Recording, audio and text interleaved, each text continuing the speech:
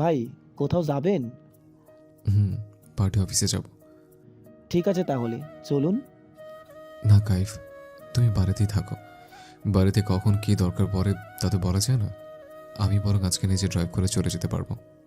কাইফ মাথা নাড়িয়ে হ্যাঁ বোঝায়। জাহিন চোখে কালো সানগ্লাস পরে গাড়িতে উঠে বসে, গাড়ি স্টার্ট দেয়।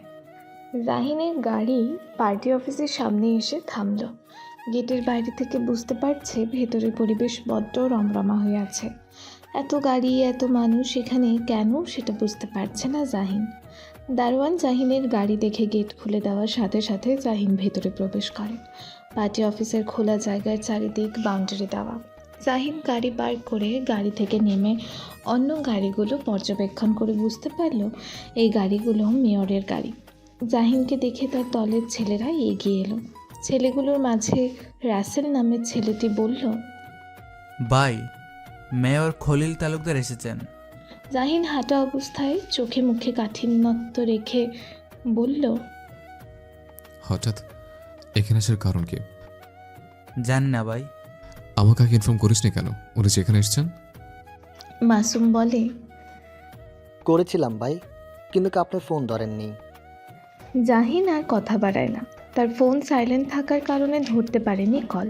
জাহিন পার্টি অফিসের বারান্দায় আসতেই মাসুম বলে, ভাই, আপনার কেবিনে আছেন মিয়ার সাহেব। জাহিন সোজা নিজের কেবিনে চলে যায়। কেবিনে ঢুকতেই দেখে খলিল তালুকদার সোফায় বসে পায়ের উপর পা তুলে আয়েশ করে মনের সুখে চা পান করছেন। মনে হচ্ছে যেন চা নয়, অমৃত পান করছেন। জাহিন খলিল তালুকদারকে দেখে চোয়াল শক্ত করে নেয়। খলিল তালুকদার কারো উপস্থিতি বুঝতে পেরে দরজার দিকে তাকিয়ে জাহিনকে দাঁড়িয়ে থাকতে দেখে মুখে হাসি রেখে বলেন, আরে জাহিন যে, এসো এসো, এতক্ষণ তোমার অপেক্ষায় ছিলাম। খলিল তালুকদারের কথায় মনে হচ্ছে যেন জাহিনের অফিসে উনি নয়, জাহিন ওনার অফিসে এসেছে। জাহিন কিছু না বলে সোজা নিজের ডেস্কে গিয়ে চেয়ারে বসে পড়ে। খলিল তালুকদার ভেবেছিলেন হয়তো জাহিন তার সাথে সোফায় বসবে, কিন্তু জাহিনকে এমনটা করতে দেখে খলিল তালুকদার হাসি হাসি মুখে বলেন, ও আচ্ছা, ওখানে আরাম করে বসবে তাই তো? ঠিক আছে, আরাম করে বসো, আমি বরং তোমার সামনের চেয়ারে এসে বসছি, যেহেতু এটা তোমার অফিস। খলিল তালুকদার উঠে চেয়ারে বসতে যাবেন, সাথে সাথে জাহিন গম্ভীর গলায় বলে, এখানে আসার কারণটা জানতে পারি কি? খলিল তালুকদার পায়ের উপর পা তুলে বসে না জানার ভান ধরেই বলেন, নিউজে দেখলাম তোমার নাকি বিয়ে হয়েছে, এটা কি সত্যি নাকি গুজব? জাহিন বুঝতে পারছে খলিল তালুকদার ইচ্ছে করে তার সাথে এমন আচরণ করছে তাকে বিভ্রান্ত করার জন্য। জাহিন আগের ন্যায় বলে, হুম, সত্যি আমার বিয়ে হয়েছে। খলিল তালুকদার মাথা উপর নিচ করেই বলেন, ও আচ্ছা আচ্ছা। এটা জানার জন্য কি এত দূর থেকে আমার সাথে দেখা করতে এসেছেন? এই না না, তোমাকে নতুন জীবনে পা রাখার জন্য অভিনন্দন জানাতে এসেছি। এমন সময় খলিল তালুকদারের ফোন বেজে ওঠে। ফোনটা কানে ধরে বলেন, ভেতরে নিয়ে এসো। কথাটা বলার সাথে সাথে একটা ছেলে 5 কার্টুন মিষ্টির প্যাকেট নিয়ে ভেতরে ঢুকলো। জাহিন সরু চোখে তাকিয়ে খলিল তালুকদারের কার্যকলাপগুলো দেখছে। ছেলেটা মিষ্টির প্যাকেটগুলো টেবিলের ওপর রেখে চলে যায়। জাহিন মিষ্টির প্যাকেটগুলোর দিকে ভ্রুকুচকে তাকিয়ে আছে আর ভরাট গলায় বলে, এগুলো কি? খলিল তালুকদার ঠোঁটের কোণে হাসি রেখে বলে, মিষ্টি 5টা প্যাকেটের ভেতরে 5 রকমের মিষ্টি আছে, তাও আবার দামি দামি মিষ্টি সবগুলো। তোমার বিয়ের খবর শুনে তো আর খালি হাতে আসা যায় না। আর আবার তো 3 মাস পরে মিষ্টি নিয়ে তোমার কাছে হাজির হতেই হবে। জাহিন তীক্ষ্ণ চাউনি দিল খলিল তালুকদারের দিকে আর বলল, আর 3 মাস পরে কিসের জন্য মিশনে আসতে হবে? 3বারের মতো মেয়র পদে বিজয়ী হওয়ার মিষ্টি। জাহিন নিঃশব্দে হেসে পেপার ওয়েটটা ঘোরাতে ঘোরাতে বলে, এবারের মিষ্টিটা হয়তো আপনি খাওয়াতে পারবেন না মেয়র সাহেব। জাহিনের কথাটা শুনে খলিল তালুকদারের চোয়াল শক্ত হয়ে আসে, কিন্তু ঠোঁটের কোণে হাসি রেখে বলে, জ্যোতিষী হলে কবে থেকে তুমি জাহিন? এতদিন জেনে এসেছি তুমি নেতা, এখন দেখা যাচ্ছে জ্যোতিষীর খাতায় নাম লিখিয়ে ফেলেছ। জাহিন পেপার ওয়েটটা থামিয়ে বাঁকা হেসে বলে, কিছু ভবিষ্যৎ জ্যোতিষী না হয়েও জানা যায় মানুষের কাজকর্ম দেখে। খলিল তালুকদার কপট রাগ দেখিয়ে বলে, কাজকর্ম মানে কি? এমন কাজকর্ম দেখলে আমার? যে আমি আগামী নির্বাচনে জিততে পারবো না? বলে দিলে তুমি। সেটা আপনি একা বিছানায় শুয়ে শুয়ে চিন্তা করবেন কে কি করছেন আর কি কি করতে চাইছেন। খলিল তালুকদার বসা থেকে উঠে দাঁড়িয়ে উঁচু গলায় বলেন, তুমি কিন্তু আমাকে অপমান করছো জাহিন। এখানে অপমানের কি দেখলেন আপনি? বেশি উড়ো না জাহিন, পরে তোমার ভাই অরহানের মতো অকালে ঝরে পড়ে যাবে মুখ থুবড়ে। আর যদি ভেবে থাকো তুমি মেয়র পদে এইবার প্রথমবারের মতো দাঁড়িয়ে জিতে যাবে, তাহলে তুমি সেটা ভুল ভাবছো। তোমার চাচা আমার সাথে দুবার হেরেছে, এবার তুমিও হারবে। আর সাথে হয়তো তোমার আরেকটা ভাইও হারাতে পারো, গতবারের মতো। জাহিন চুপ করে জল শক্ত করে রেখে খলিল তালুকদারের প্রত্যেকটা তিক্ততায় ভরা কথাগুলো হজম করে নিল। চাইলে অনেক কিছু বলে দিতে পারতো, কিন্তু সে চায় না এই শান্ত পরিবেশটা নষ্ট করতে, তাই মৌন থাকাটাই শ্রেয় মনে করলো। কিছু কিছু জায়গায় নিজের জবান নষ্ট না করাই ভালো, তাতে নিজের মান সম্মান দুটোই বাঁচে। খলিল তালুকদার আবারও বলেন, জননেতা আছো, জননেতাই থাকো। পৌরসভার মেয়র হতে এসো না জাহিন, সবাইকে সবকিছুতে মানায় না। জাহিন মাথাটা নিচু করে তপ্ত নিঃশ্বাস ছেড়ে অনামিকা আঙুল দ্বারা বা চোখের ভ্রুটা চুলকিয়ে খলিল তালুকদারের দিকে স্থির দৃষ্টি নিক্ষেপ করে বলে, কাকে কিসে মানায় আর না মানায় সেটা আপনাকে নিয়ে ভাবতে হবে না মেয়র সাহেব। তার মানে তুমি নির্বাচনে দাঁড়াবে? কেন, আপনাকে নিজের উপর আত্মবিশ্বাস নেই নাকি হেরে যাওয়ার ভয় পাচ্ছেন এবার নির্বাচনে? খলিল তালুকদার জাহিনের দিকে তর্জনী তাক করে বলে, ঠিক আছে, তাহলে নির্বাচনের মাঠেই আমাদের দেখা হবে। ভেবেছিলাম এবারের নির্বাচনে শেখ পরিবারের কারো সাথে নির্বাচনের মাঠে মুখোমুখি হতে হবে না, কিন্তু তুমি তা হতে দিলে না জাহিন। কথাটা বলেই খলিল তালুকদার চলে যেতে নেবে, তখনই জাহিন বলে, আপনার দামি দামি আরো মিষ্টিগুলো নিয়ে যান মেয়র সাহেব। খলিল তালুকদার কিয়ৎক্ষণ দাঁড়িয়ে থেকে চলে যান। খলিল তালুকদার চলে যেতেই জাহিন পেপার ওয়েটটা ছুঁড়ে মারে দেয়ালে। পেপার ওয়েটটা কাচের হাওয়াতে ভেঙে চূর্ণ বিচূর্ণ হয়ে যায় মুহূর্তের মাঝে। জাহিন খুব ভালো করেই জানে তার ভাইয়ের মৃত্যুর পেছনে খলিল তালুকদারের হাত আছে, কিন্তু সবটা এমনভাবে সাজিয়েছে যে প্রমাণ করার মতো কোনো উপায় রাখেনি যে এই খলিল তালুকদারই এই জঘন্য কাজটা করেছে। তবে জাহিন ভাইয়ের মৃত্যুর প্রতিশোধ একদিন ঠিকই নেবে। বাইরে দাঁড়িয়ে থাকা রাসেল, মাসুম আর অন্যান্য ছেলেরা কাজ ভাঙার বিকট আওয়াজ শোনার পরেও ভেতরে ঢোকার সাহস পাচ্ছে না। ভাই যে তাদের ভীষণ রেগে গেছে সেটা খুব ভালো করে টের পাচ্ছে। 5 মিনিট পরে জাহিন নিজে থেকেই মাসুম আর রাসেলকে ডেকে দেয়। ওরা ভেতরে ঢুকতেই জাহিন বলে, এই মিষ্টিগুলো গরিব দুঃখী মানুষের মাঝে বিলিয়ে দেন। মাসুম ঠোঁট ভিজিয়ে ভয়ে ভয়ে বলে, ভাই আমরা খাবো না। মাসুম কথাটা বলার সাথে সাথে রাসেল কনুই দিয়ে গুতা মারে। এই ছেলের মুখে শুধু খাওয়ার কথা, কখন কোথায় কী যে বলতে হয় সেটা এখনো বুঝলো না। জাহিন চোখ তুলে মাসুমের দিকে তাকাতেই মাসুম ম্লান কণ্ঠে বলে, আপনি বললেই খাবো ভাই, এছাড়া খাবো না। জাহিন শান্ত গলায় বলে, যদি মন চায় তাহলে খেতে পারিস। মাসুম খুশি হয়ে বলে, আচ্ছা ভাই। রেহানের কোনো খোঁজ পেয়েছিস? না পাইনি এখনো, তবে গাড়ির হদিশ পাওয়া গেছে সেহেতু দিয়ান বাইকও পেয়ে যাব। ওকে পেয়ে থাকলে ওর কাছে যাবি না, ওর আশেপাশে থেকে ওকে নজর রাখবে। জি ভাই। আর ওই বৃদ্ধ মহিলার বয়স্ক ভাতা পাওয়ার কাজ কতটুকু এগিয়েছে? আগামীকালকের মাঝে হয়ে যাবে ভাই। ঠিক আছে, এবার যা তোরা। মাসুম আর রাসেল মিষ্টির প্যাকেটগুলো নিয়ে বের হয়ে যায়। জাহিন চোখ বন্ধ করে মাথাটা হেলিয়ে দেয় চেয়ারে। সত্য কি গতবারের মতো এবারের নির্বাচনেও তাকে কোনো আপনজন হারাতে হবে? কিন্তু না, আগেরবার যা হওয়ার হয়ে গেছে। এবারের নির্বাচনে কোনো রকম গাফিলতি করবে না সে। আগেরবার সে যথেষ্ট কাঁচা ছিল এই রাজনীতির জগতে, কিন্তু এখন এই রাজনীতির জগতে কে কী করতে পারে একটু হলেও সে ধরতে পারে। সকল ইম্পর্ট্যান্ট কাজ শেষ করতে করতে 12:30 বেজে যায়। পার্টি অফিস থেকে বের হতেই জাহিনের। এদিকে জোহরা বেগম বারবার ছেলেকে ফোন করে তাড়া দিচ্ছেন বাড়িতে আসার জন্য। জাহিন কেবিন থেকে বের হয়ে মিটিং রুমে যায়। সেখানে সবাই আছে। জাহিনকে দেখা মাত্র সবাই দাঁড়িয়ে পড়ে। জাহিন হাত দিয়ে ইশারা করে সবাইকে বসতে। জাহিন তিয়াশাকে ডাকে। তিয়াশ জাহিনের কাছে এসে বলে, জি ভাই। জাহিন গাড়ির চাবিটা তিয়াশের কাছে দিয়ে বলে, গাড়িটা ড্রাইভ করতে আজকে, আর বিকেলের দিকে সবাই বাড়িতে চলে যাবে। জাহিনের কথা শুনে সবাই একসাথে আচ্ছা বলে। বৌভাতের জন্য অয়ন্তীকে মেরুন কালারের শাড়ি পরানো হয়েছে। হাত পৌড়ে ভাবে পার্লার থেকে লোকজন এসেছে অয়ন্তীকে সাজাতে। পার্লার থেকে আসা লোকজনকে অয়ন্তী বারবার বলে যাচ্ছে যেন তাকে লাইট মেকআপ না করায়। ছোট থেকেই তার এসব সাজগোজের প্রতি কোনো রকম আগ্রহই নেই। যারা অয়ন্তীকে বলে, ভাবি তুমি শান্ত হয়ে বসো, তারা তোমাকে ভারী মেকআপ করাবে না, হালকা মেকআপই করাবে, তুমি চিন্তা করো না। অয়ন্তীর কথা মতোই অয়ন্তীকে হালকা মেকআপ করানো হলো। চুলগুলো খোপা করে তাতে কৃত্রিম লাল গোলাপ ফুল গুজে দিয়েছে। মাথায় লাল রঙের দোপাট্টা দেওয়া, হাতে গলায় সোনার গয়না, কোমরে কোমর বন্ধনী পরিয়ে শাড়িটাকে সুন্দর করে সেট করে দিয়েছে।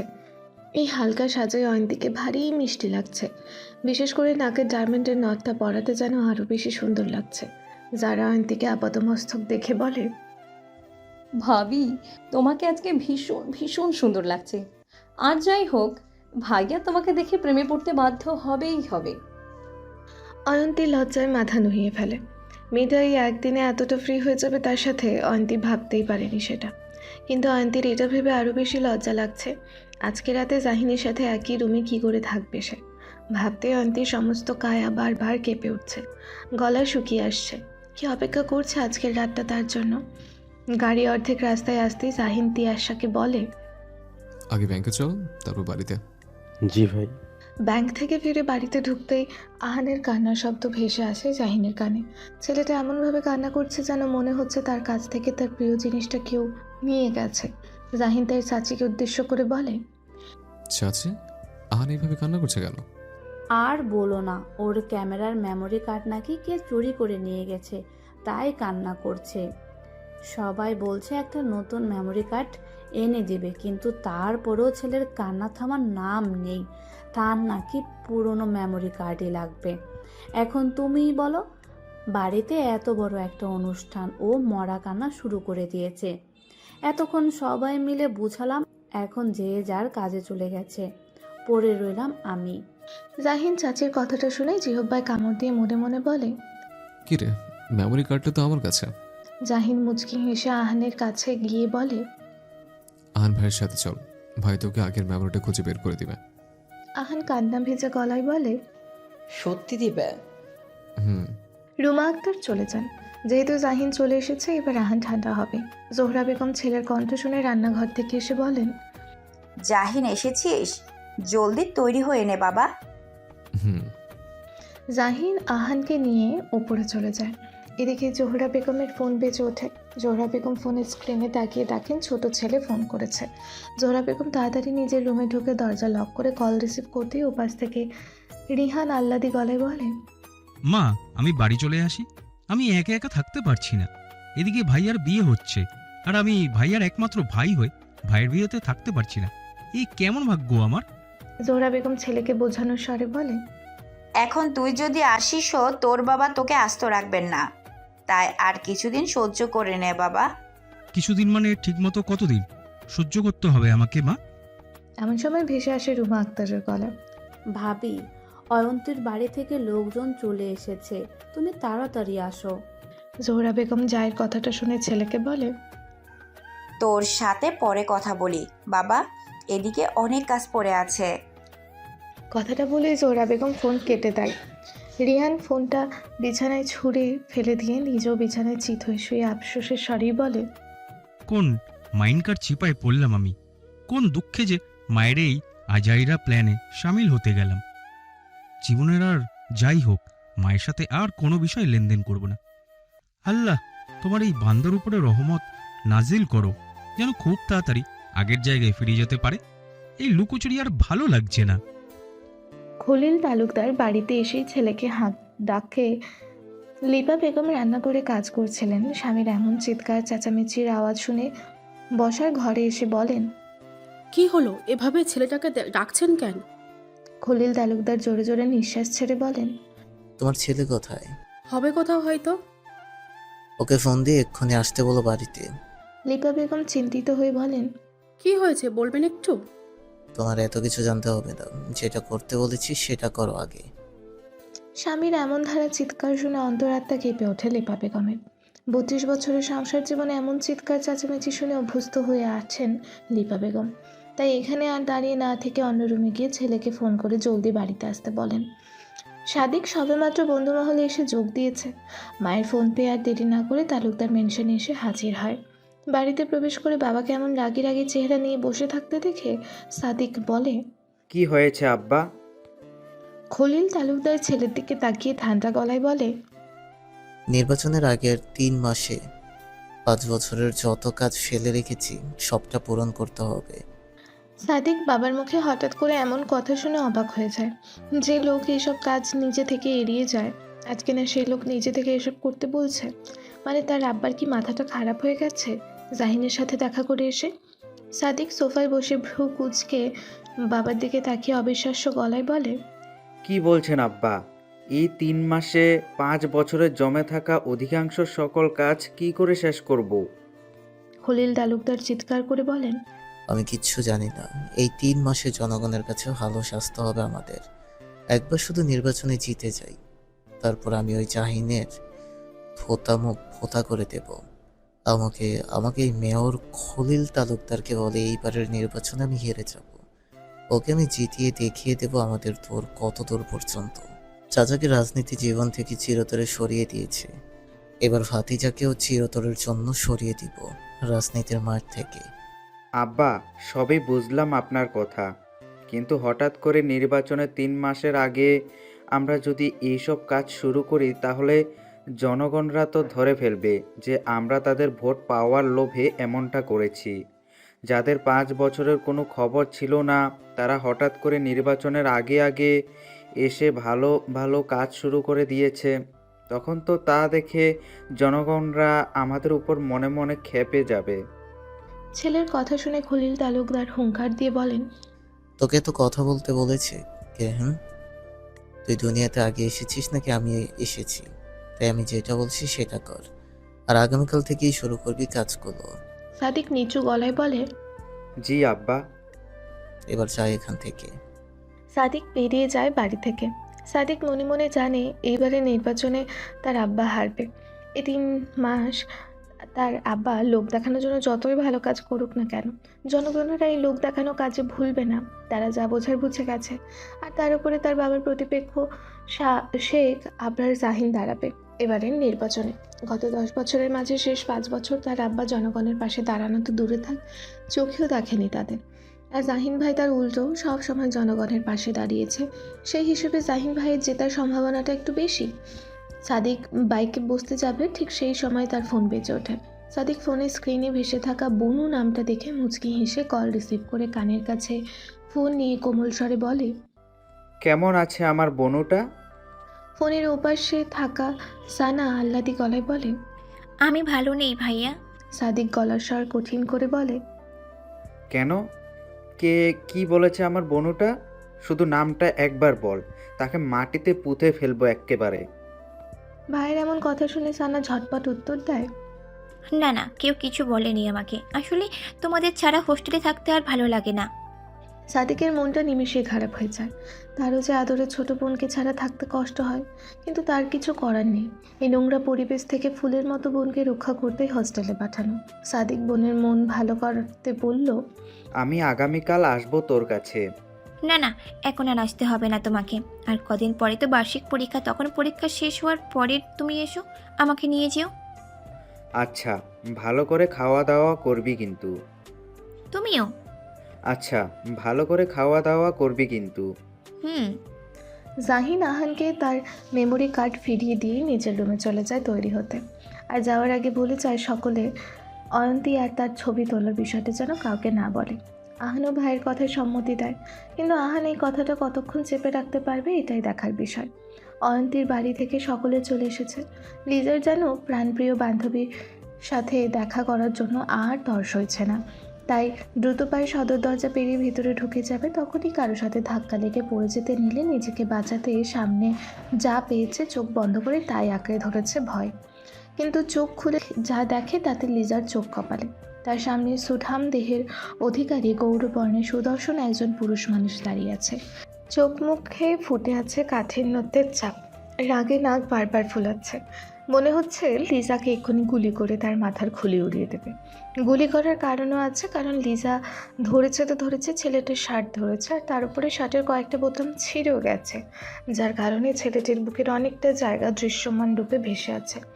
লিজা শুকনো ঢোক গেলে সাথে সাথে পুরুষ মানুষটির শার্ট ছেড়ে দিয়ে বলে, সরি সরি, আমি সত্যি দেখতে পাইনি। ছেলেটি চিৎকার করে বলে, চোখ কি ব্যাগে নিয়ে হাঁটেন যে দেখতে পারেননি? আজ ও আমি সরি তো বললাম। সরি বললে কি সব সমস্যার সমাধান হয়ে গেল? এখন আপনি ঘরে আগুন লাগিয়ে সরি বলে দিলেন, তাতে কি আগুন নিভে যাবে? লিজা ভ্রু কুঁচকে বলে, আশ্চর্য, এখানে ঘরে আগুন দেওয়ার কথা তো কোথা থেকে আসছে? আর এটা একটা জাস্ট অ্যাক্সিডেন্ট। পুরুষ মানুষটি নিজের সাদা শার্টের দিকে তাকিয়ে দেখে লাল রঙের একটা দাগ। একে তো তার শার্টের বোতাম ছিঁড়ে ফেলেছে, তার উপর মেয়ে মানুষের লিপস্টিকের দাগ। চোয়াল শক্ত করে শার্টের বাকি বোতামগুলো খুলে গা থেকে শার্টটা খুলে ফেলে। লিজা তা হতভম্ব হয়ে দেখছে, মানে কি করে একটা মানুষ ভরা মজলিসে এভাবে উদম হয়ে যেতে পারে? কি নির্লজ্জ লোক রে বাবা। লোকটি লিজার হাতে শার্টটা ধরিয়ে দিয়ে বলে, আমার শার্টের ছিঁড়ে যাওয়া প্রত্যেকটা বোতাম লাগিয়ে দেবেন, আর আপনার ওই লিপস্টিকের লাল দাগটা তুলে আমার শার্ট আমার হাতে হস্তান্তর করবেন মিস বালিকা, আর তা না হলে আপনার নামে আমি মামলা ঠুকে দিব বলে দিলাম। লিজার মাথা ভনভন করছে। এই সামান্য একটা ঘটনার জন্য তার নামে এই লোক মামলা ঠুকে দিবে? পাগল নাকি এই লোক? চিৎকার চেঁচামেচির আওয়াজ শুনে জোহরা বেগম সদর দরজার কাছে এসে সারাফকে এইভাবে খালি গায়ে দাঁড়িয়ে থাকতে দেখে বলেন, এ কি সারা, তুই উদাম গায়ে এভাবে দাঁড়িয়ে আছিস কেন? সারাফ দীর্ঘ নিঃশ্বাস ছেড়ে বলে, আমার শার্টের এই মেয়ে মান ইজ্জত রাখেনি, চাচি তাই বাধ্য হয়ে উদাম হতে হলো। তা বলে এখানে পুলিশদের যে লজ্জা শরম কম থাকে সেটা তুই আজ প্রমাণ করে দিলি। চাচি, পুলিশদের লজ্জা শরম কম থাকে সেটা আপনাকে কে বললো? সব পুলিশ না, হাতে গোনা কয়েকজন, যারা সুযোগ পেলেই জনগণের কাছ থেকে টাকা দাবি করে বেহায়ার মতো। লিজা এতক্ষণ বুঝলো এই লোক কেন মামলা ঠুকে দেওয়ার কথা বলছে। নিজেই তো পুলিশ, তাই এমন আজগবে মামলা দিতে তার কাছে সহজেই হবে। লিজা জোহরা বেগমের কাছে গিয়ে সারাফকে কিছু বলতে না দিয়ে বলে, চাচি বিশ্বাস করুন, আমি ইচ্ছে করে এমনটা করিনি। পড়ে যাচ্ছিলাম দেখে ওনার শার্ট আটকে ধরেছিলাম, আর তাতেই ওনার শার্টের বোতামগুলো খুলে যায়। আর জোহরা বেগম হাত দিয়ে থামিয়ে বলেন, আচ্ছা যা হওয়ার হয়ে গেছে, সারাপ তুই গিয়ে নুহাসের একটা শার্ট পরে নে, সবাই তোর দিকে অদ্ভুতভাবে তাকিয়ে আছে দেখ। সারাফ যাওয়ার আগে লিজাকে বলে, আমার শার্ট আমি আগের রূপে ফেরত চাই মিস বালিকা, আর সেটাও খুব দ্রুত। কথাটা বলে সারাফ চলে যায়। জোহরা বেগম বলেন, শার্টটা আমাকে দাও। লিজা জেদ দেখিয়ে বলে, না চাচি, ওনার শার্ট যেহেতু আমি নষ্ট করেছি সেটা আমি ঠিক করে দেবো। জোহরা মুচকি হেসে বলেন, আচ্ছা অয়ন্তীর সাথে দেখা করবে তো? অয়ন্তী উপরে আছে, যাও। যারা চেঁচামেচির আওয়াজ শুনে নিচে নামতে নিভে প্রতিমুখে সারাফকে এই অবস্থায় দেখে হতবাক হয়ে বলে, এ কি সারাফ ভাইয়া, তুমি এভাবে কেন? সারাফ কিছু না বলে হনহনিয়ে চলে যায়। যারা লিজাকে দেখতে পেয়ে লিজার কাছে গিয়ে বলে, কখন এলে তুমি লিজা আপু? এই তো এইমাত্র, আর এসেই এত বড় একটা খাম্বার সাথে ধাক্কা পেলাম। যারা ভ্রুকুচকে বলে, খাম্বা? এই খাম্বাটা কি আবার? কি নাম যেন, সারাফ না খারাপ? লিজার মুখে খারাপ কথাটা শুনে যারা হাসতে হাসতে বলে, সারাফ ভাইয়া যদি শুনে তুমি তাকে খারাপ বলে ডেকেছো, তাহলে তোমার নামে মামলা করে দিবে ভাইয়ার নাম বিকৃত করে ডাকার অপরাধে। লিজা ঠোঁট ফুলিয়ে বলে, অলরেডি মামলা দেওয়ার ভয় দেখিয়ে গেছেন এই ফারা। আচ্ছা চলো, ভাবি অনেকক্ষণ ধরে তোমার অপেক্ষা করছি। লিজাকে যারা ঘরটা দেখিয়ে দিয়ে নিচে চলে যায়। লিজা ঘরে ঢুকে অয়ন্তীর এমন সাজসজ্জা দেখে বলে, ওহো, এটা কি দেখছি আমি? আসমান থেকে মনে হচ্ছে কোনো এক পরী নেমে এসেছে। অয়ন্তী লিজার কাছে এসে তার গায়ে থাপ্পড় মেরে বলে, ইস, তুই একটু বেশি বলছিস। সত্যি বলছি, তোকে দেখতে মাশাআল্লাহ অনেক সুন্দর লাগছে। ভাইয়া দেখলে নিশ্চয়ই মূর্ছা যাবেন। অয়ন্তী লজ্জা পায়। লজ্জায় গাল দুটো রক্তিম বর্ণ ধারণ করে, কিন্তু হঠাৎ করেই ফাইজের কথা মনে পড়তেই বলে, ফাইজ কোথায়? ও আসেনি? এসেছে, কিন্তু এসেই আপনার ছোট দেবরের সাথে খেলায় মেতে উঠেছে। আপনার কথা সে বেমালুম ভুলেই গেছে। অয়ন্তী লিজার হাত শর্ট দেখে বলে, তোর হাতের শার্ট কেন? লিজা বিরস গলায় বলে, আর বলিস না, এক বদলোকের সাথে দেখা হয়েছিল। লিজা সবটা ঘটনা অয়ন্তীকে খুলে বলে। অয়ন্তী তা শুনে হাসতে হাসতে বলে, আমার শ্বশুরবাড়িতে এসে তোর সাথে এমন একটা সিনেম্যাটিক ঘটনা ঘটে গেল, খুবই হাস্যকর ব্যাপারটা। লিজা বিরক্তি নিয়ে বলে, তুই চুপ করবি? তুই না নতুন বউ, কোথায় মাথায় ঘুমটা টেনে মুখ নিচু করে বসে থাকবি, তা না করে তুই এভাবে দাঁত বের করে হো হো হাহা করে হাসছিস। অয়ন্তী হাসি থামিয়ে দেয়। সত্যি তো সে তো নতুন বউ, এখন যদি তার হাসির আওয়াজ কেউ শুনে ফেলে তাহলে সত্যি খুব খারাপ ভাববে। কিন্তু অয়ন্তীর হাসির শব্দ অন্য কেউ না শুনতে পেলেও জাহিন ঠিকই শুনে ফেলে। সবেমাত্র জাহিন রেডি হয়ে রুম থেকে বের হয়েছে ফোনে কথা বলতে বলতে, কিন্তু কারো হাসির শব্দ শুনে জাহিন দাঁড়িয়ে পড়ে। লিজার কথাটা শুনে বুঝতে পারে হাসির মালিকটা কে, কিন্তু জাহিনের খুব জানতে ইচ্ছা করছে অয়ন্তী কী কারণে এভাবে প্রাণ খুলে হাসছিল। ফোনে থাকা নুহাসের গলার স্বর শুনে জাহিন পুনরায় কানের কাছে ফোন নিয়ে হাঁটতে হাঁটতে ভরাট গলায় বলে, রাজনীতির মাঠে নেমেছি আমি, কোনো ফুটবল খেলার মাঠে নয় যে যেটা বলবে আমাকে সেটাই করতে হবে। আমি নিজের গতিতে চলবো, অন্যরা কে কী বললো তাতে আমার কিচ্ছু যায় আসে না। কথাটা বলে শেষ করতে আজহার শেখ এসে জাহিনকে বলে, জাহিন, তোমার কাছেই যাচ্ছিলাম। জাহিন নুহাসকে পরে ফোন করবে বলে ফোন কেটে দিয়ে চাচাকে বলে, কিছু হয়েছে যাচ্ছ? তোমার শ্বশুরমশাই তোমার সাথে কথা বলতে চান। আমি ওনার সাথে দেখা করতে যাচ্ছিলাম। ও আচ্ছা, তাহলে চলো। জাহিন হামিদ খন্দকারকে দেখে মুখে সালাম দেয়। হামিদ খন্দকারও সালামের জবাব দিয়ে জাহিনকে বসতে বলে। হামিদ খন্দকারের পাশেই আজমল শেখ বসে আছেন। জাহিন একটা চেয়ার টেনে বসতেই হামিদ খন্দকার জাহিনকে উদ্দেশ্য করে বলেন, তোমার সাথে কিছু কথা ছিল। জি বলুন। তোমার আর অয়ন্তী মায়ের বিয়েটা জানি স্বাভাবিকভাবে হয়নি, কিন্তু আমার অয়ন্তী মা খুব ভালো মেয়ে, আমার আদরের বড় মেয়ে। ওর মুখ থেকে আমি প্রথম বাবা ডাক শুনেছি। ছোটবেলা থেকে মেয়েটা আমার অনেক ঝড়ঝাপটা সহ্য করে এতটুকু বড় হয়েছে। তাই আমি চাই আমার মেয়েটাকে তুমি সুখে রাখো, ভালো রাখো। বাবা হয়ে এইটুকু তোমার কাছে চাই।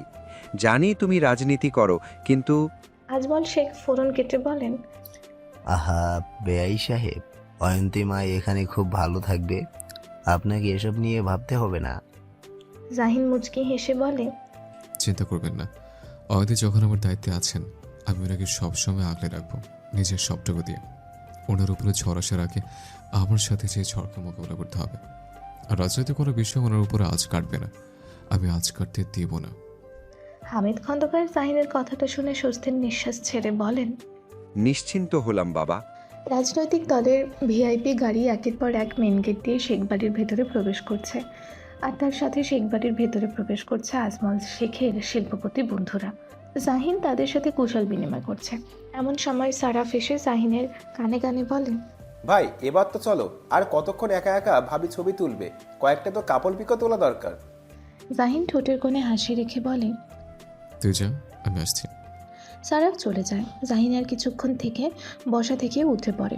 উদ্দেশ্য তার বাগানের ডান পাশটায় যাওয়া, সেখানে স্টেজ করা হয়েছে ফটো সেশন করার জন্য। জাহিন স্টেজের কাছে আসতেই থমকে যায় অয়ন্তীকে দেখে, আটকে যায় চোখজোড়া সামনে থাকা তার স্ত্রীর দিকে। মেয়েটার মুখে মিষ্টি হাসির রেখা ফুটে আছে।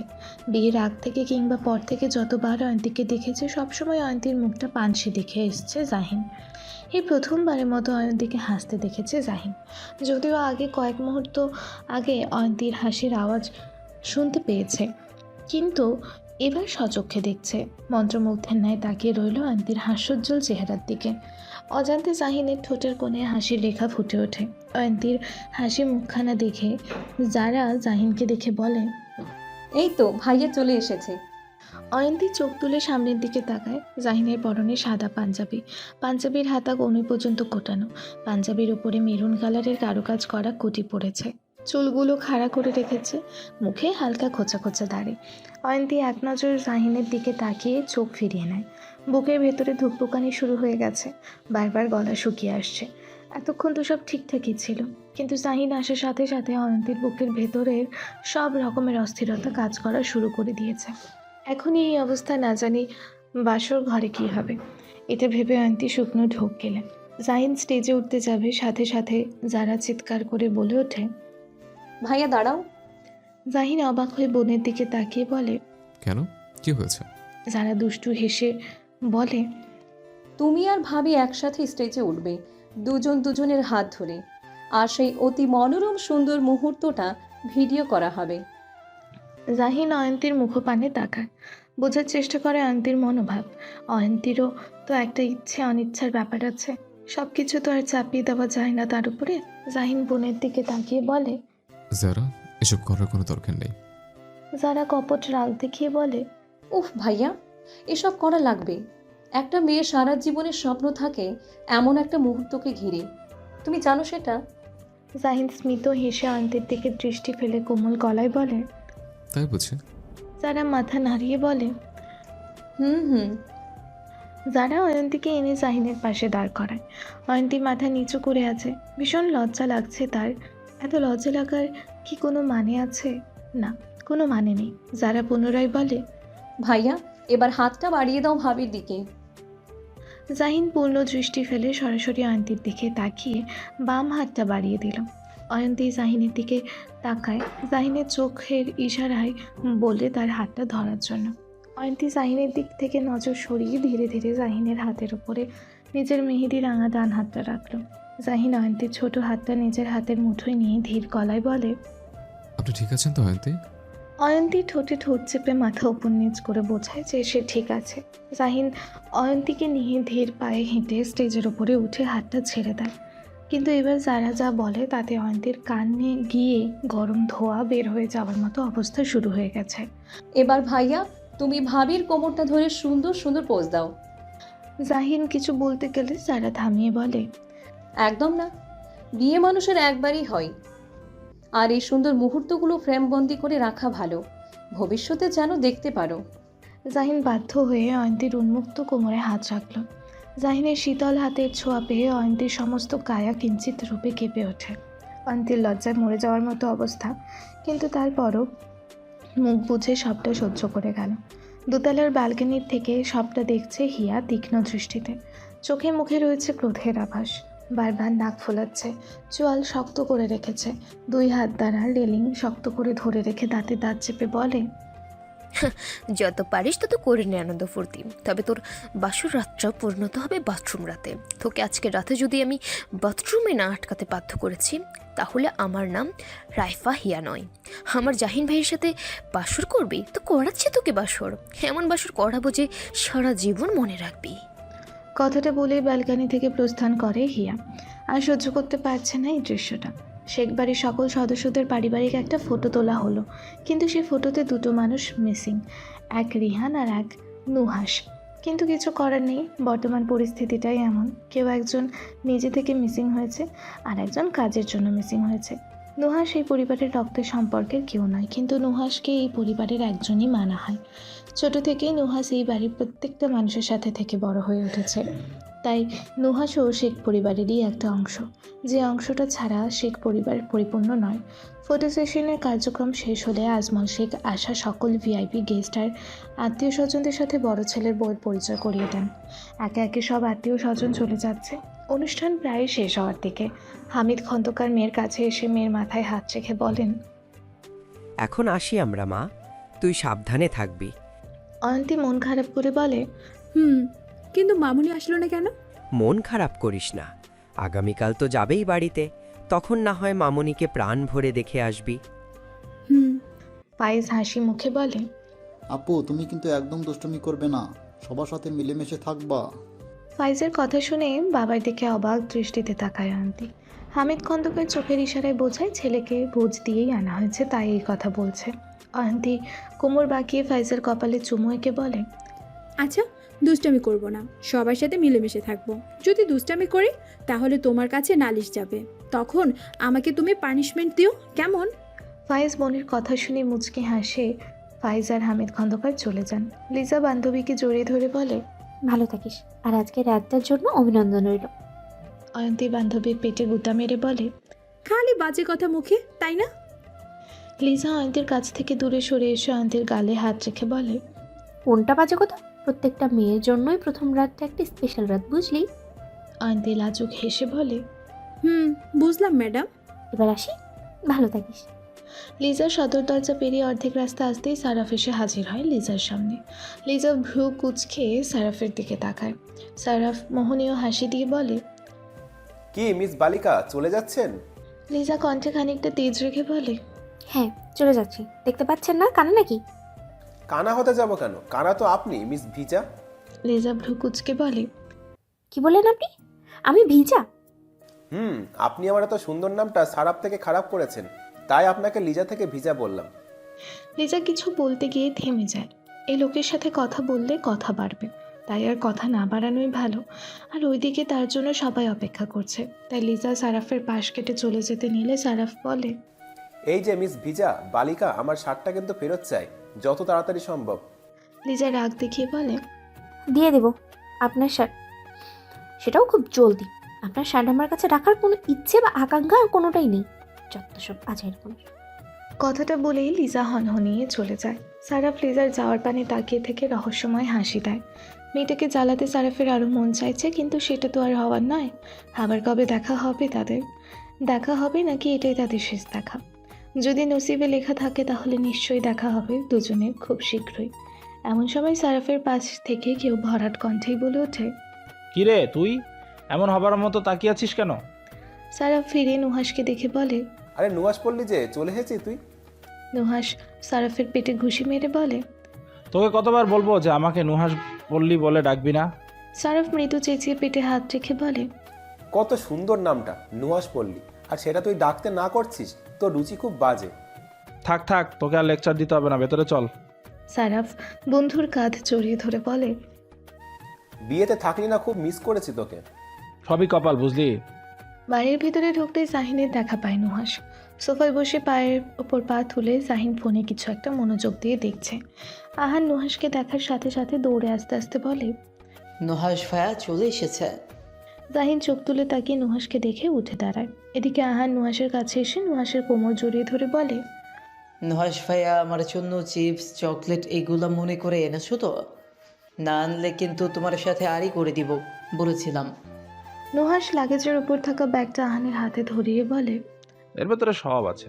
আহান ব্যাগটা হাতে নিয়ে নাচতে নাচতে সোফাতে গিয়ে বসে। জাহিন নুহাসের কাছে এসে বলে, ওইদিকে সব কিছু কমপ্লিট করে এসেছিস তো? হ্যাঁ ভাই, সব কিছু সেট করেই এসেছি।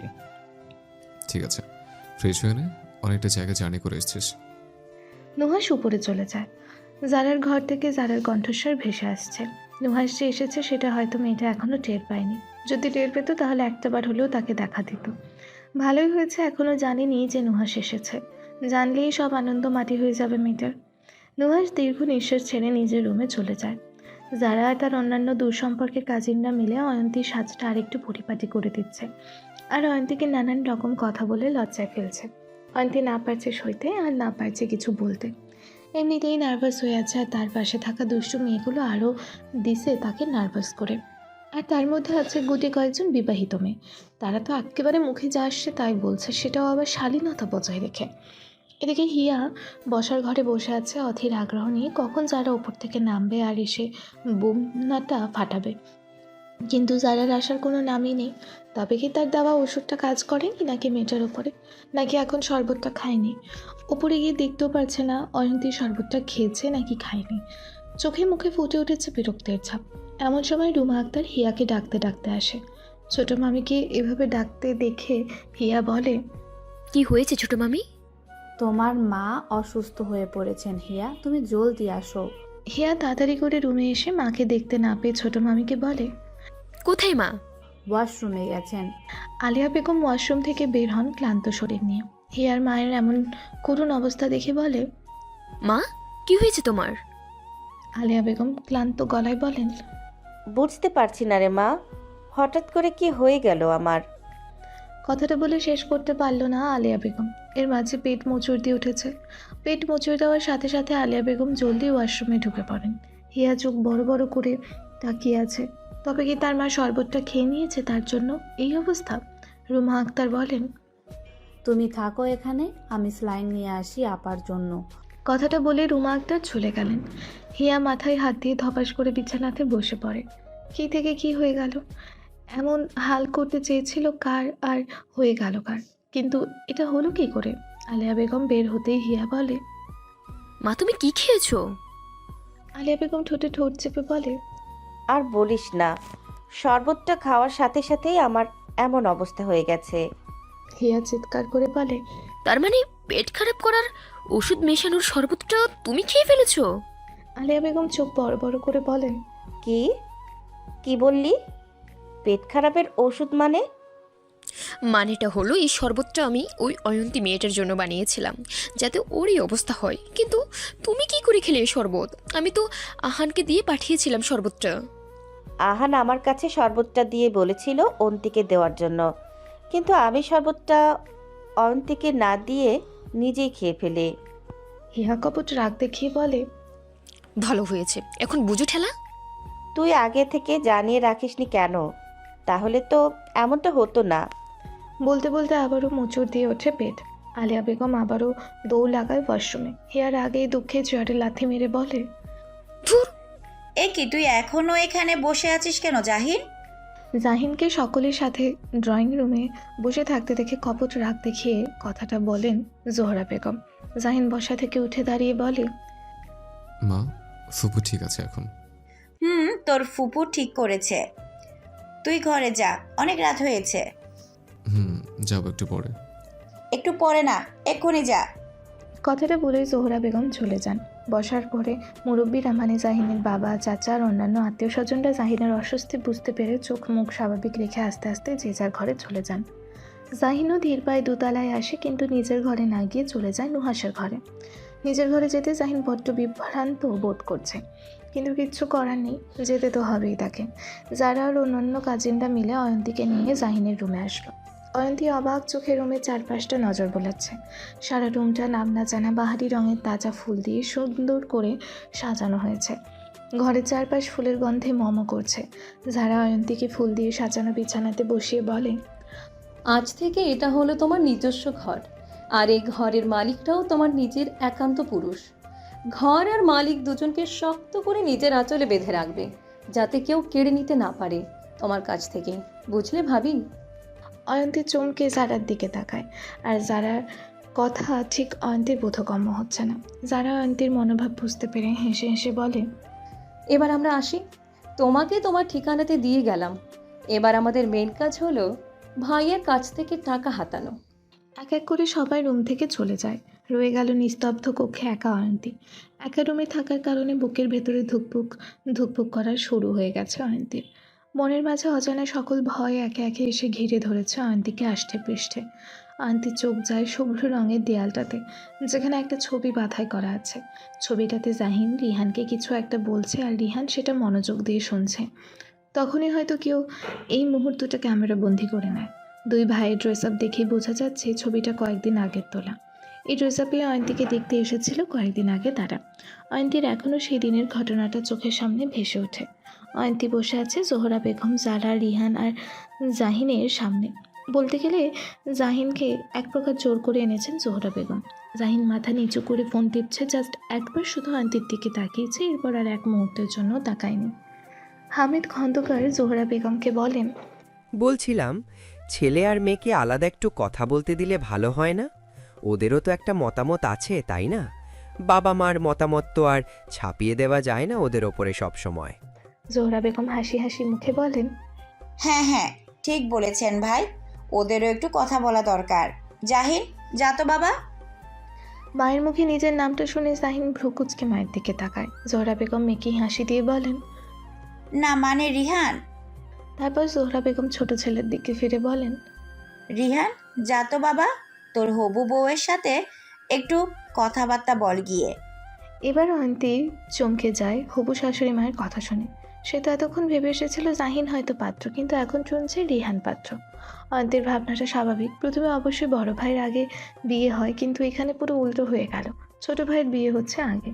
অয়ন্তী নিজের ভাবনার জন্য নিজেকে বকে যাচ্ছে মনে মনে। যদি আগে থেকে বাবা কিংবা মামনির কাছ থেকে পাত্রের ডিটেলস জেনে রাখতো, তাহলে এই ভুলটা হতো না। হামিদ খন্দকার কোমল গলায় মেয়েকে বললেন, অয়ন্তী মা, রিহান বাবাকে নিয়ে ছাদে যাও। অয়ন্তী বাবার কথা মতো ছাদে যাওয়ার পথে হাঁটা ধরে। রিহান মায়ের দিকে তাকিয়ে কিছু একটা ইশারা করে অয়ন্তীর পেছনে পেছনে চলে যায়, পকেটে দুই হাত গুজে। অয়ন্তী আর রিহান চুপচাপ দাঁড়িয়ে আছে ছাদের ওপরে। অয়ন্তীদের বাড়িটা একতলা বিশিষ্ট আর কিছুটা পুরাতন বটে। রিহান গলা খাকারি দিয়ে বলে, জানেন, আমার জাহির ভাইয়া না খুব ভালো মনের মানুষ। ভাইয়ার মতো মানুষই হয় না এই জগতে। জানেন, ভাইয়ার জীবনে কখনো প্রেম ঠেমও করেনি। নিজের সবটা ভালোবাসা তার একমাত্র প্রিয়তমা স্ত্রীর জন্য তুলে রেখেছে বুকের ভিতরে অতি সযত্নে। কিন্তু ভাইয়া বিয়ে করতে চায় না, তাই তো ভাইয়ার পরিবর্তে আমায় আগে বিয়ে করতে হচ্ছে। মা কতবার ভাইয়াকে বুঝিয়েছে বিয়ে করার জন্য, কিন্তু ভাইয়ার ওই একই কথা, বিয়ে করবে না। বুঝি না ভাইয়ার বিয়ে করাতে কি অ্যালার্জি। রিহান থেমে আবারও বলা শুরু করে। জানেন, ভাইয়া কিন্তু খুব শান্ত স্বভাবের, একেবারে শান্ত নদীর মতো, কিন্তু যখন জোয়ার আসে তখন একেবারে সব ভেঙে চুরে ভাসিয়ে নিয়ে যায়। ভাইয়ার স্বভাবটাও এমন। অয়ন্তী অবাক চোখে রিহানের দিকে তাকায়। মানে কথা বলতে এসেছে তারা দুজনে, এখানে বড় ভাইয়ের বিষয়ে কথা কেন বলছে লোকটা সেটাই বুঝতে পারছে না অয়ন্তী। রিহান মুচকি হেসে সামনের দিকে তাকিয়ে বলে, চলুন আমরা নিচে যাই, বেশিক্ষণ এখানে থাকাটা ঠিক দেখায় না। কথাটা বলেই রিহান চলে যায়। অয়ন্তী রিহানের যাওয়ার দিকে হতভম্ব হয়ে তাকিয়ে আছে। কি বলে গেল তাকে এসব? মাথায় কিছুই ঢুকছে না। রিহানের সব কথা কেমন দলা পাকিয়ে গেল তার। বাইরে চেঁচামেচির আওয়াজ শুনে অয়ন্তীর ধ্যান ভাঙে, ফিরে আসে অতীত থেকে বর্তমানে। চেঁচামেচির আওয়াজ শুনে অয়ন্তী বুঝতে পারল জাহিন এসেছে, যাকে সে প্রথমে নিজের ভবিষ্যৎ স্বামী ভেবে ভুল করেছিল। ঘুরে ফিরে সেই তার স্বামী আজকে, আর এখন সে দরজার বাইরে দাঁড়িয়ে আছে। আর কিছুক্ষণ পরেই হয়তো এই ঘরে থাকবে তার সাথে। জাহিনের পুরুষালী গলার স্বর শুনে অয়ন্তীর বুকটা ধক করে ওঠে। সবাই মিলে জাহিনের কাছে টাকা দাবি করছে, টাকা না দিলে ঘরের ভেতর প্রবেশ করতে দেবে না। জাহিনও কম না, সে বলে, ঠিক আছে, আমি তোদের টাকাও দিব না, আর আমার রুমের ভেতর যাওয়ারও কোনো প্রয়োজন নেই। যারা ভাইয়ের কথা শুনে হতভম্ব হয়ে বলে, ভাইয়া কি বলছো তুমি এসব? টাকা দেওয়ার ভয়ে তুমি ঘরে যাবে না? এত টাকা আমি দিতে পারবো না। এত কিপটুস তুমি ভাইয়া, সেটা তো আগে বুঝতে পারিনি। ঠিক আছে, অন্তত 20,000 টাকা দাও। তোর কি মনে হয় আমি 20,000 টাকা পকেটে নিয়ে ঘুরছি? যারা ভ্রুনাচি বলে, 20,000 টাকা পকেটে ক্যাশ নেই তো কি হয়েছে? তোমার ক্রেডিট কার্ড তো আছে মানি ব্যাগে, ক্রেডিট কার্ডটা দিয়ে দাও আমাদের। জাহিন চোখ ছোট ছোট করে বলে, বড্ড চালাক তুই যারা। একটু চালাক না হলে দুনিয়াতে টিকা যায় না, বুঝলে? জাহিন মানি ব্যাগ বের করে ক্রেডিট কার্ডটা বোনের হাতে ধরিয়ে দিল। যারা তো ভীষণ খুশি, ক্রেডিট কার্ডে যত টাকা আছে সব দেয়। কিন্তু জাহিন একটু পর যা বলল তাতে যারা সব খুশি হাওয়া। লিমিট করে রাখা, বেশি খরচ করার কোনো চান্স নেই, তাই বুঝে শুনে খরচ করিও বোন আমার। কি আর করার, যারার হাসি মুখ সবটা মেনে সবাইকে নিয়ে চলে যায়। রয়ে গেল একা জাহিন। জাহিন দোটানায় পড়ে গেছে, ভেতরে ঢুকবে নাকি ঢুকবে না ভেবে দীর্ঘ নিঃশ্বাস ছাড়ল জাহিন। অন্যদিকে অয়ন্তী শ্বাস আটকে তাকিয়ে আছে দরজার দিকে। খানিকক্ষণ বাদেই দরজা খুলে ভেতরে প্রবেশ করলো জাহিন। জাহিনের চোখে চোখ পড়তে অয়ন্তী নজর সরিয়ে নেয়। জাহিন দরজা ছিটকানি লাগিয়ে দেয়। অয়ন্তী ঠোঁটে ঠোঁট চেপে সাদা টাইলসের দিকে তাকিয়ে আছে। জাহিন গায়ে পরিহিত কোটিটা খুলে সোফার উপরে রেখে আলমারির দিকে এগিয়ে এসে আলমারি খুলে একটা প্যাকেট বের করে অয়ন্তীর কাছে এসে কিছুটা দূরত্ব বজায় রেখে বসে প্যাকেটটা অয়ন্তীর দিকে এগিয়ে দিয়ে বলে, এটা আপনার। অয়ন্তী নিচু গলায় বলে, কি আছে এতে? খুলে দেখুন কি আছে। অয়ন্তীর হাত বাড়িয়ে প্যাকেটটা হাতে নিয়ে প্যাকেটটা খুলে দেখে ভেতরে টাকার বান্ডেল। অয়ন্তী অবাক চোখে জাহিনের দিকে তাকিয়ে বলে, এত টাকা? আপনার দিনমোহরের সমস্ত টাকা পরিশোধ করে দিলাম। কিন্তু আমি এত টাকা নিয়ে কি করব?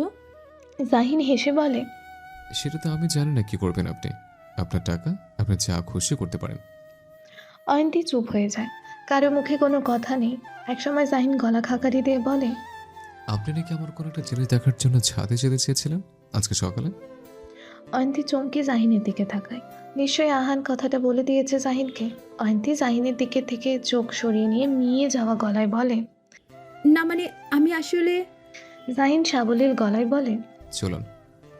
অয়ন্তী হকচকালো জাহিনের মুখে চলুন কথাটা শুনে। পরক্ষণে নিজেকে সামলে বলে, কোথায়? কেন? ছাদে আমার জিনিস আপনাকে দেখানোর জন্য। সকালবেলা তো দেখার সুযোগ পাননি আমার জন্য, আমি এসে বাধা দিয়ে দিলাম। তাই এখন না হয় আপনাকে দেখিয়ে আনি আমার জিনিসটা। কিন্তু এত রাতে কেউ যদি। জাহিন অয়ন্তীর কথার মাঝে বলে, সবাই ঘুমিয়ে পড়েছে, কেউ জানবে না। ঠিক আছে, তাহলে চলুন। জাহিন বসা থেকে উঠে দাঁড়িয়ে বলে, টাকাগুলো আলমারিতে রেখে দিন। অয়ন্তী আলমারিতে টাকাগুলো রেখে গুটি গুটি পায়ে হেঁটে জাহিনের পাশে এসে দাঁড়ায়। জাহিন দরজা খুলে চারপাশটা নজর বুলিয়ে অয়ন্তীকে বলে, আসুন। জাহিনের পেছন পেছন ধীর পায়ে হেঁটে যাচ্ছে অয়ন্তী। অয়ন্তীর ধীর গতির হাঁটা দেখে জাহিন নিজের হাঁটার গতি কিছুটা কমিয়ে আনলো। দুজনে ছাদের মাঝ বরাবর এসে থামল। অয়ন্তী ছাদের চারপাশটায় নজর বোলাচ্ছে। ছাদের চারিপাশে ফুল গাছে ছড়াছড়ি, মনে হচ্ছে কোনো ফুলের রাজ্যে এসে উপস্থিত হয়েছে অয়ন্তী। অনেক সুন্দর করে ছাদের চারপাশটা লাইটিং করা, যার জন্য রাতের বেলাও ফুলের সৌন্দর্যটা আরও বেশি ফুটে উঠেছে। অয়ন্তী মুগ্ধ নয়নে সবটা দেখছে। জাহিদও ঠোঁটের কোণে হাসি রেখে অয়ন্তীর দিকে তাকিয়ে আছে। ছাদের এক সাইডে অনেকটা জায়গা নিয়ে একটা ঘর বানানো, আর ঘরের জায়গাটাও কিছুটা অন্ধকার। অয়ন্তী নিজের কৌতূহল আটকে রাখতে না পেরে বলে, এই ঘরটাতে কি আছে? জাহিন ঘরটার ওপর দৃষ্টি ফেলে বলে, ওই ঘরটার মধ্যে আমার জিনিসটা আছে। অয়ন্তী এবার অধৈর্য হয়ে উঠল। সকাল থেকে শুনে আসছে একটা জিনিস, কিন্তু জিনিসটা আসলে কি? জাহিন হঠাৎ করে শীষ বাজায়। আকস্মিক জাহিনকে এভাবে শীষ বাজাতে দেখে অয়ন্তী চমকে ওঠে। কিন্তু কিয়ৎক্ষণ পরে ঘরটা থেকে ঝাঁকে ঝাঁকে বেরিয়ে আসে সাদা রঙের কবুতর। হঠাৎ করে এমনটা হওয়াতে অয়ন্তী ভয় পেয়ে জাহিনের পেছনে গিয়ে লুকায়। কবুতরগুলো একে একে ছাদের রেলিংয়ের ওপরে সারিবদ্ধ হয়ে বসে ডাকতে থাকে। অয়ন্তী আস্তে আস্তে জাহিনের আড়াল থেকে বের হয়ে আসে। জাহিন মুচকে হেসে বলে, এই কবুতরগুলো হলো আমার জিনিস, যেগুলো দেখানোর জন্য আহার আপনাকে ছাদে আনতে চেয়েছিল। অয়ন্তী আচ্ছন্ন গলায় বলে, এত কবুতর? জাহিন দুর্বল গলায় বলে, এগুলো আমার শখের জিনিস। আমার প্রিয় একজন মানুষের কাছে কবুতর পাখি ছিল খুবই শখের, তাই তার শখের জিনিসটাকে আমি বইয়ে নিয়ে যাচ্ছি। অয়ন্তী সরাসরি জাহিনের দিকে দৃষ্টি ফেলে বলে, আপনার প্রিয় মানুষ কি এসে? জাহিন নিঃশব্দে হেসে নিচের দিকে দৃষ্টি ফেলে, বলে, এত জলদি আমার সম্পর্কে সবকিছু জানার কোনো প্রয়োজন নেই। আস্তে ধীরে জানুন, ভবিষ্যতে অনেকগুলো দিন, মাস, বছর পরে রয়েছে আমার সম্পর্কে সবকিছু জানার জন্য। কথাটা বলে জাহিন কিয়ৎক্ষণ থেমে আবারও বলে, আপনি আবার এটা ভাববেন না যে আমার প্রিয় মানুষটা একজন নারী। আমার জীবনের প্রথম নারীটি আপনি, যে বিনা আমন্ত্রণে আমার জীবনে এসেছেন, আর সেটা আমি নিজে থেকেই গ্রহণ করেছি। অয়ন্তী হতবাক হয়ে জাহিনের দিকে তাকায়। এই লোক 2 লাইন বেশি বোঝে কেন? সে কি একবারও বলেছে তার প্রিয় মানুষটি একজন নারী? নারী ছাড়া কি অন্য কেউ প্রিয়জন হয়ে উঠতে পারে না একজন পুরুষ মানুষের জীবনে? অয়ন্তী কিছু না বলে জাহিনের দিকে নজর সরিয়ে নিয়ে দূর আকাশের চাঁদের দিকে নজর দেয়। কবুতরগুলো একে একে নিজের বাসভবনে ফিরে যাচ্ছে। হিম বাতাস বইছে চারিপাশে। অয়ন্তী ঠান্ডায় 2 হাত বেঁধে নেয়। জাহিন তা লক্ষ্য করে বলে, ঠান্ডা লাগছে আপনার? একটু একটু। তাহলে ভেতরে চলুন, আর থাকতে হবে না ছাদে, অনেক রাত হয়েছে। অয়ন্তী মাথা নাড়িয়ে সম্মতি জানিয়ে জাহিনের পেছন পেছন অয়ন্তী ধীর পায়ে হেঁটে যায়। কিন্তু অয়ন্তীর মনে আবারও শুরু হলো চৈত্র মাসের ঝড়। এটা ভেবে রুমের ভেতর গেলে কি হবে? মধ্যরাত, ঘড়ির কাঁটা আপাতত এখন 12:30টার ঘরে। পুরো শহরটা ঘুমিয়ে আছে। মাঝে মাঝে দূর থেকে ভেসে আসছে কুকুর ডাকার প্রতিধ্বনি। তার সাথে আবারও ভেসে আসছে উৎসর্গ গানের সুর। হয়তো বাড়িতে থাকা গার্ডদের মাঝে কোনো গার্ড গান শুনছে, তাও আবার বিরহের গান। তাদের নেতা সাহেবের আজকে বাসর রাত, আর তারা শুনছে বিরহের গান। কোথায় রোম্যান্টিক গান ছাড়বে তা না করে বিরহের গান প্লে করেছে। মনে হয় বড়সড় ধরনের ছ্যাঁকা খেয়েছে মানুষটা। আহারে বেচারা, মনে কত কষ্ট। জাহিন আর অয়ন্তী তাদের রুমে আসে। অয়ন্তী রুমে ঢুকে বিছানার পাশে এক কোণে গিয়ে দাঁড়ায়। জাহিন দরজার ছিটকানি লাগিয়ে অয়ন্তীর দিকে ফিরে বলে, আপনি ফ্রেশ হবেন? অয়ন্তী মাথা নাড়িয়ে হ্যাঁ বোঝায়। জাহিন পুনরায় বলে, তাহলে আপনি আগে ওয়াশরুমে যান, পরে আমি যাব। অয়ন্তী তড়িৎ বেগে বলে, না, আপনি আগে যান, কারণ আমার ওসব গহনাগুলো আগে খুলতে হবে। ও আচ্ছা। জাহিন আলমারি খুলে টি-শার্ট ট্রাউজার নিয়ে ওয়াশরুমে চলে যায়। অয়ন্তী দীর্ঘ নিঃশ্বাস ছেড়ে ড্রেসিং টেবিলের সামনে এসে দাঁড়িয়ে মাথা থেকে দুপাট্টা খুলে একে একে সব গয়নাগুলো খুলে রাখে। হাতের ছুরিগুলো একে একে খুলে ড্রেসিং টেবিলের ওপর রাখে। কিন্তু বিপত্তি ঘটল কোমরের কোমরবন্ধনী খুলতে গিয়ে। হাজার চেষ্টা করেও কোমরবন্ধনীর প্যাঁচটা খুলতে পারছে না অয়ন্তী। তার উপর শাড়ির সুতো আটকে গেছে কোমরবন্ধনীর আংটাটার মাঝে, যার জন্য খোলাটা আরও জটিল হয়ে গেছে অয়ন্তীর কাছে। জাহিন ওয়াশরুম থেকে বের হয়ে অয়ন্তীর কোমর বন্ধনীর সাথে যুদ্ধ করা দেখেও কিছু বলেনি। কিন্তু এখন মনে হচ্ছে অয়ন্তীকে সাহায্য করা দরকার, না হলে এই মেয়ে সারা রাতেও খুলতে পারবে না এই কোমরবন্ধনী। জাহিন ধীর পায়ে হেঁটে অনেকটা দূরত্ব রেখে অয়ন্তীর পেছনে গিয়ে দাঁড়ায়। অয়ন্তী আয়নাতে জাহিনের প্রতিবিম্ব দেখে থেমে যায়। জাহিন গলা ছেড়ে বলল, আমি সাহায্য করব। অয়ন্তী আস্তে করে বলে, আচ্ছা। জাহিন অয়ন্তীর কাছ থেকে অনুমতি পেয়ে এগিয়ে যায় অয়ন্তীর দিকে। অয়ন্তী নিজের চোখ জোড়া বন্ধ করে রেখেছে। জাহিন অয়ন্তীর কোমরে পরিহিত কোমর বন্ধনীতে হাত রাখল। জাহিনের শীতল হাতের স্পর্শ অয়ন্তীর উন্মুক্ত কোমরে ছুঁতে অয়ন্তী নিজের ঠোঁট কামড়ে ধরে। সারা শরীরে এক অদ্ভুত এক শিহরণ বয়ে যাচ্ছে, যেটা অয়ন্তীর কাছে একেবারে নতুন অনুভূতি। জাহিন শত চেষ্টা করেও খুলতে পারল না। চোখের মুখে ফুটে উঠেছে বিরক্তির ছাপ। এত শক্ত কেন এই জিনিসটা? জাহিন হাল ছেড়ে দিল। হাত দিয়ে এটা কোনো মতে খোলা সম্ভব নয়, ওটা হাতে ব্যথা পাবে। জাহিন সোজা হয়ে দাঁড়িয়ে আয়নার দিকে তাকাতেই থমকে যায় অয়ন্তীর লজ্জারাঙা মুখখানা দেখে। জাহিন মন্ত্রমুগ্ধের ন্যায় তাকিয়ে রইল অয়ন্তীর দিকে ঘোর লাগা চোখে। নারীদের লজ্জা পেলে কি এতটাই অপূর্ব লাগে, নাকি অয়ন্তীর ক্ষেত্রে এটা? সেটা জাহিনের অজানা। হয়তো প্রত্যেক পুরুষের কাছে তার একান্ত নারীর সব কিছুই ভালো লাগে। জাহিনের সারা শব্দ না পেয়ে অয়ন্তীর চোখ মেলে তাকায়। আয়নায় পড়ে থাকা জাহিনের প্রতিবিম্ব দেখে অয়ন্তী হকচকে উঠল। অয়ন্তী নজর সরিয়ে নিয়ে নিচু গলায় বলে, খুলতে পারেননি? জাহিনের ঘোর কাটল। নিজের স্থান পরিবর্তন করে বলল, আসলে চৌকাঠটা খুব শক্ত, তাই খুলতে পারেনি। অয়ন্তী ক্ষীণ গলায় বলল, তাহলে কি করবো এবার? জাহিন আচমকা অয়ন্তীর বাহু ধরে টেনে অয়ন্তীকে একটা চেয়ারের সামনে এনে দাঁড় করিয়ে বলে, এখানে দাঁড়ান, আমি 5 সেকেন্ডের মধ্যে খুলে দিচ্ছি। অয়ন্তী অবাক চোখে জাহিনের দিকে তাকায়। যেই লোক এতক্ষণ সময় নিয়ে খুলতে পারলো না, সেই লোক এখন বলছে 5 সেকেন্ডের মধ্যে খুলে দেবে কি করে? জাহিন সোজা চেয়ারে গিয়ে বসে আর বলে, কোমর বন্ধনের প্যাচটা শাড়ির উপরে আনুন।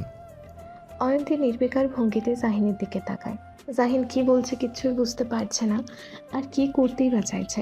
জাহিন অয়ন্তীর চেহারা দেখে বলে, থাক, আপনাকে কিছু করতে হবে না। কথাটা বলেই জাহিন আবারও হাত দিল বন্ধনীটির উপর। অয়ন্তী নিজের ভাবনায় ডুবে আছে। এটা ভেবে হয়তো জাহিন কোমর বাকি এতক্ষণ বন্ধনীটা খোলার চেষ্টা করাতে মনে হয় জাহিনের কোমর ধরে গেছে, তাই হয়তো চেয়ারে বসে এখন খোলার চেষ্টা করবে। কিন্তু হঠাৎ অয়ন্তী অনুভব করতে পারল জাহিনের নরম ভেজা ঠোঁটের স্পর্শ তার উন্মুক্ত কোমরে। অয়ন্তীর সর্বাঙ্গ কেঁপে ওঠে। চোখের পাতা বন্ধ করে 2 হাত দিয়ে খামচে ধরে শাড়ির অংশ। জাহিন দাঁত দিয়ে চৌকাঠটা খুলে কোমর থেকে বন্ধনীটা খুলে নিয়ে বলে, হয়ে গেছে। অয়ন্তী হাঁপ ছেড়ে বাঁচে, আর এদিক সেদিক না তাকিয়ে কোনো মতে একটা শাড়ি নিয়ে ওয়াশরুমে চলে যায়। জাহিন হতভম্ব হয়ে চেয়ারে বসে থেকে অয়ন্তীর কার্যক্রমগুলো দেখল। হঠাৎ করে মেয়েটার হলো কি? এতক্ষণ তো ঠিকই ছিল, কিন্তু পরক্ষণে বুঝতে পারল অয়ন্তীর এমন অদ্ভুত আচরণের মূল কারণ। না চাইতেই জাহিনের ঠোঁটের কোণা প্রশস্ত হয়ে উঠল। অয়ন্তী ওয়াশরুমে ঢুকে বুকের মাঝে হাত চেপে ধরে দীর্ঘ এক নিঃশ্বাস ছাড়ল। বুকটা এখনও ধুকপুক ধুকপুক করছে, নিঃশ্বাস নিতে কষ্ট হচ্ছে, হাত পা অবশ হয়ে আসছে তার। অয়ন্তী কাপা হাতে জাহিনের ঠোঁট ছুঁয়ে যাওয়া জায়গাতে হাত রাখে। এখনও মনে হচ্ছে কোমরে হালকা ভেজা ভেজা উষ্ণতা মিশে আছে। এখন জাহিনের নরম ঠোঁটের ছোঁয়া অনুভব করতে পারছে অয়ন্তী। প্রথমবারের মতো কোনো পুরুষের ঠোঁটের ছোঁয়া পেয়েছে অয়ন্তী, তাই এতটা উত্তেজিত হয়ে পড়েছে। প্রায় 20 মিনিট সময় লাগিয়ে অয়ন্তী ওয়াশরুম থেকে বের হলো। ওয়াশরুম থেকে বের হতেই জাহিনের দিকে নজর পড়ল অয়ন্তীর। আগের জায়গাতেই জাহিন বসে আছে, তবে কোলের ওপর ল্যাপটপ নিয়ে। জাহিন অয়ন্তীর উপস্থিতি টের পেয়ে ল্যাপটপের ওপরে নজর রেখে বলে, শুভ্র অয়ন্তী, অনেক ধকল গেছে আপনার উপর দিয়ে আজকে। অয়ন্তী নিচু গলায় বলে, আপনি ঘুমাবেন না? আপনার উপর দিয়েও তো অনেক ধকল গেছে। একটু পরে ঘুমাবো, আপনি ঘুমিয়ে পড়ুন। অয়ন্তীর বড্ড অস্থিরতা কাজ করছে মনের ভেতর। এই ফুল দিয়ে সাজানো খাটে তার ঘুম হবে না, এটা সে শিওর। আর তার উপরে জাহিন এই ঘরে। অয়ন্তী চুপচাপ গিয়ে বিছানাতে বসে, কিন্তু না শুয়ে বিছানায় বসে থেকে পা দুটো দুলাতে থাকে। দৃষ্টি তার এলোমেলো, বারবার জাহিনের দিকে আর চোখে তাকাচ্ছে। জাহিনও আর চোখে অয়ন্তীর দিকে তাকালো। সম্পূর্ণ মেকআপবিহীন মুখ, কোমর পর্যন্ত চুলগুলো ছেড়ে দিয়েছে। অয়ন্তীর এমন রূপ দেখে জাহিনের বুকটা ধক করে ওঠে। মেয়েদের তো এভাবে সুন্দর লাগে, তাহলে কেন এসব হাজিবাজি মুখে লাগাতে হয় তাদের? আগের তুলনায় জাহিনের কাছে মনে হচ্ছে অয়ন্তীকে এখন বেশি সুন্দর আর স্নিগ্ধ লাগছে। জাহিন অয়ন্তীর অস্থিরতার কারণ বুঝতে পেরে গলা খাকারি দিয়েই বলে, ভয় পাওয়ার মতো কিছু হবে না, আপনি নিশ্চিন্তে ঘুমান। অয়ন্তী জাহিনের কথা শুনে হকচকিয়ে উঠল আর বলল, মানে? জাহিন এবার সরাসরি অয়ন্তীর দিকে দৃষ্টিপাত করে বলে, দেখুন অয়ন্তী, আপনি যথেষ্ট ম্যাচিওর্ড একজন মেয়ে, এতটুকু বুঝতে পেরেছে আমি এই 2 দিনে। তাই আমি আপনাকে সরাসরি কথাটা বলছি। আমাদের ভবিষ্যতের কথা চিন্তা করেই আমি জানি আমাদের বিয়েটা অ্যাক্সিডেন্টলি হয়েছে, কিন্তু এই বিয়েটা আমি মন থেকে মেনে নিয়েছি। তবে আমার জাহিন থামে। অয়ন্তীর আগ্রহের সহিত জাহিনের দিকে তাকিয়ে আছে জাহিনের পরবর্তী কথাটা শোনার জন্য। জাহিন আবারও বলে, আমার মনে হয় আমাদের দুজন দুজনকে সময় দেওয়া দরকার। অনেকগুলো বসন্ত পার করার ইচ্ছা আছে আমার আপনার সঙ্গে, কিন্তু তার আগে না হয় এই পবিত্র সম্পর্কটাতে প্রণয়ের সূচনা ঘটুক, তারপর না হয় পূর্ণতা পাক। অয়ন্তী মাথা নিচু করে নেয়, থুতনি গিয়ে ঠেকে চিবুক বরাবর। জাহিনের কথাটা শুনে এতক্ষণে মনের ভেতরে যত সংকোচ, ভয়, অস্থিরতা, জড়তা ছিল তা একটু হলেও কমে অয়ন্তীর। জাহিন পুনরায় বলে, শুয়ে পড়ুন, অনেক রাত হয়েছে।